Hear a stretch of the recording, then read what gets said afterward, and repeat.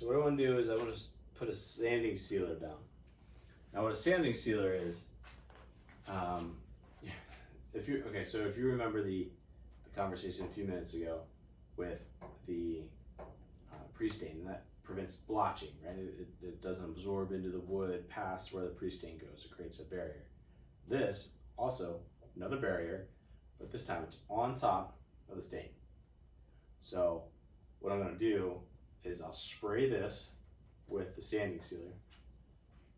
When that dries, probably when I get back from getting the kids, put the ore mask on it. Put it on there, squeegee it all out, get all the air bubbles out. Now throw it on the CNC and carve it.